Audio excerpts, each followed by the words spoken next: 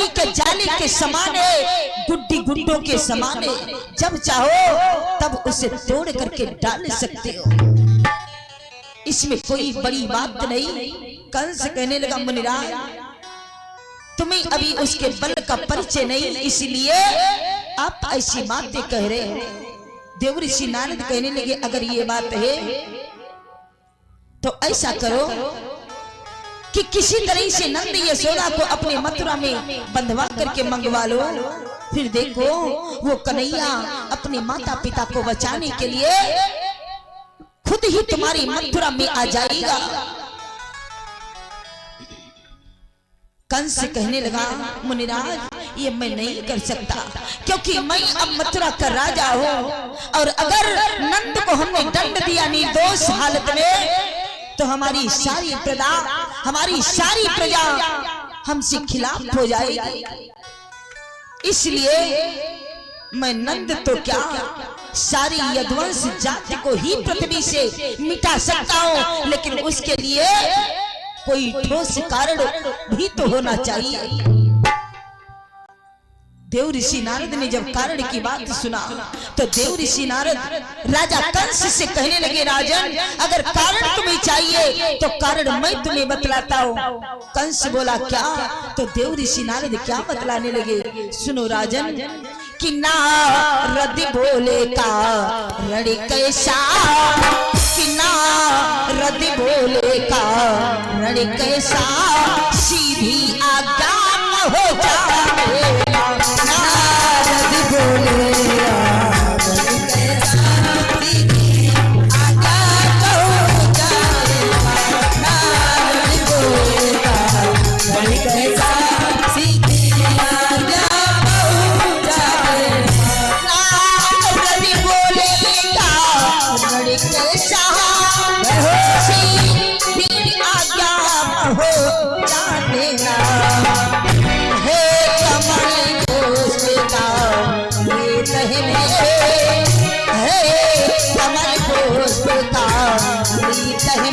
नंद से उन्हें कमल पुष्प का नंद से उसे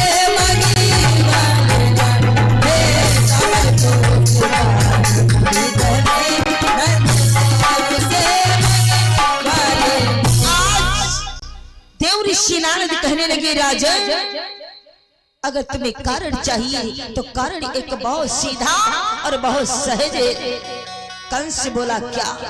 देवऋषि नारद कहने लगे राजन एक नंद के नाम पर पत्र लिखवाओ और उस पत्र में लिख लो हमको 100 कमल के पुष्प चाहिए, और कल शाम होने से पहले अगर हमको 100 कमल के पुष्प नहीं मिले तो नंद यशोदा को मैं जीवित नहीं छोड़ूंगा।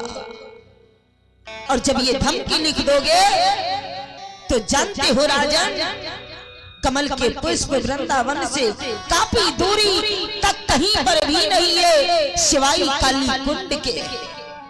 और काली कुंड में आपको मालूम है कि आपका मित्र काली नाग रह रहा है, और काली नाग के जहर के कारण कुंड का जल इतना विषैला हो गया है कि जो भी पुष्प लाने के लिए जाएगा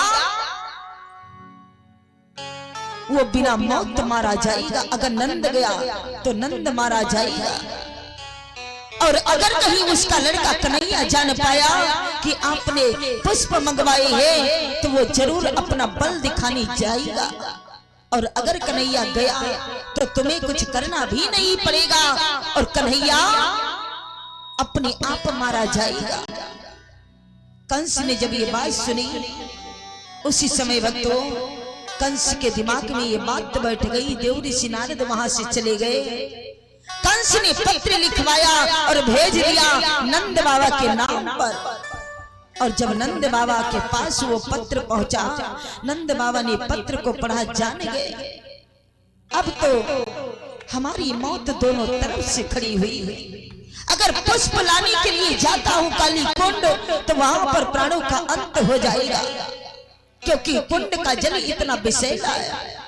और अगर पुष्प ला करके कंस को नहीं दिया तो कंस हमको जीवित नहीं छोड़ेगा। नंद बाबा के आंखों में आंसू आ गई। यशोदा मैया ने जब देखा कि हमारी स्वामी के आंखों में आंसू है, मैया ने पूछा तो नंद बाबा कुछ बोल नहीं पाई, बल्कि मैया को पत्र थमा दिया। मैया यशोदा जब उस पत्र को पढ़ना शुरू किया, वो धमकी भरा पत्र जब मैया यशोदा ने पढ़ा, हाय हाय करके मैया रोने लगी। जाकर के महलों में सिसक सिसक करके रो रही कि कल से हम दोनों तो जीवित नहीं रहेंगे और हमारी लल्ला का ना जाने क्या हाल होगा। हमारी लल्ला को कौन मक्खन मिश्री खिलाएगा, कौन हमारे लाल को ध्यान रखेगा। अब कंस हम दोनों को तो जीवित नहीं छोड़ेगा। यही सोच सोच करके मैया यशोदा भारी विलाप कर रही है। भक्तों, जब संध्या का समय हुआ, भगवान गाय बछड़ों को लेकर के जब द्वार पर आई ग्वाल बालों के साथ, तो त्रिलोकीनाथ को सब कुछ पता है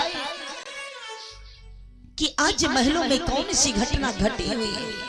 भगवान छड़ी को द्वार पर ही फेंक दिया और उछलते हुए महलों में पहुंच गए। मैया मैया कह करके पुकारने लगे, माँ मुझे जल्दी से माखन रोटी दे दे, मुझे भूख सता रही है। मैया यशोदा ने अपनी आंखों से आंसुओं को पोंछा, जैसे तैसे गई रसोई से थोड़ा सा माखन ले लिया, थोड़ी सी रोटी ले लिया और भगवान को गोदी में बिठा करके मैया यशोदा बड़ी प्रेम से भोजन करवाने लगी। लेकिन मैया यशोदा के आंसू रुक नहीं पाए।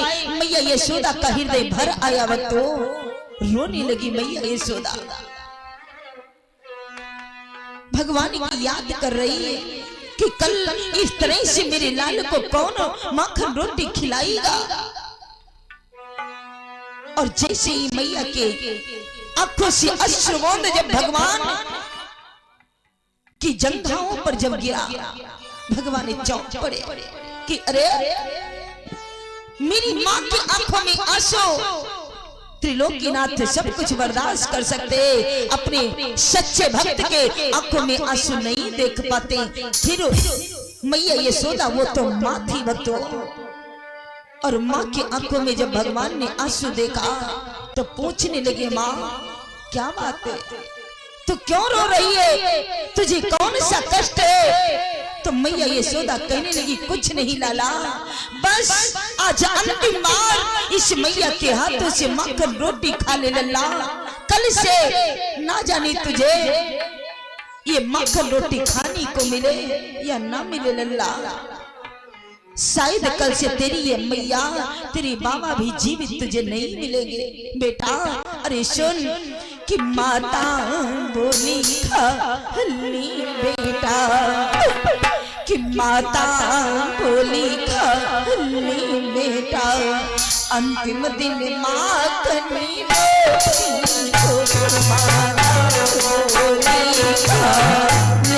बेटा, अंतिम दिन माखनी रोटी माता बोली खाली बेटा, अंतिम दिन माखनी रोटी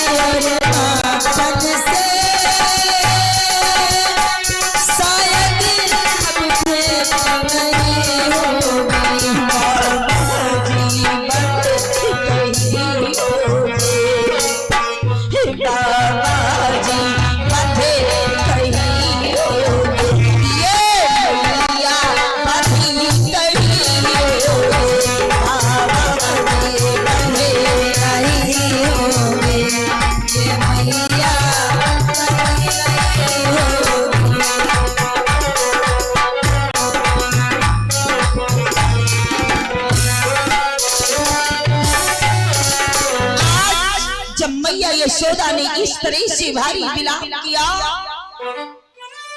तो भगवान श्री कृष्ण का मानो कलीजा फट गया।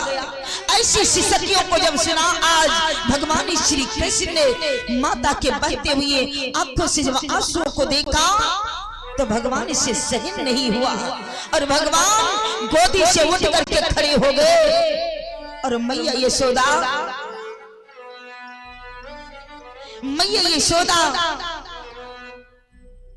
से भगवान ने कहने लगे, मां तुझे क्या हो गया है? आखिर कौन सी घटना घटने वाली है जिससे ये माता पुत्र के नाते समाप्त हो जाएंगे? कौन मेरी मां को मुझसे दूर कर सकता है? आखिर क्या होने वाला है जो मेरे बाबा मुझसे दूर चले जाएंगे? तो उसी समय मानो आज भगवान श्री कृष्ण भूल गए कि मेरा मानो शरीर में अवतार हुआ। भगवान श्री कृष्ण को इतना क्रोध आ गया। मैया के आंसुओं को जिस समय भगवान ने देखा तो क्रोध के मारे भगवान का सारा शरीर कांपने लगा, भुजाएं फड़फड़ाने लगी, मानो प्रत्यक्ष ब्रह्म स्वरूप का परिचय देने लगे मैया यशोदा को और बोले, माँ कि माता माता क्या कहती है? माखन मिश्री क्यों छूटेंगे? क्या घटना घटने वाली है जिससे यह नाती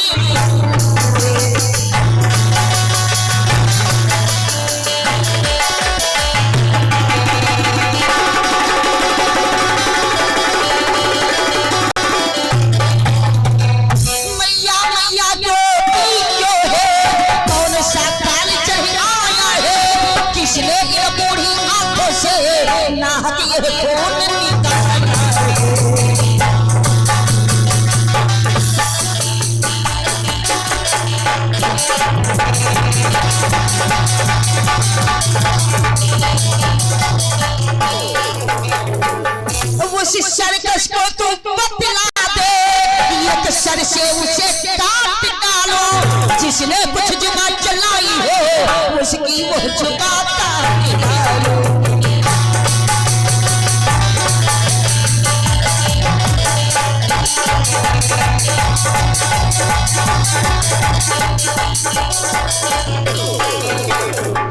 जो उंगली माँ की ओर उठे वो उंगली तोड़ डालो, जो आंखें माँ की ओर उठे वो आंखें तोड़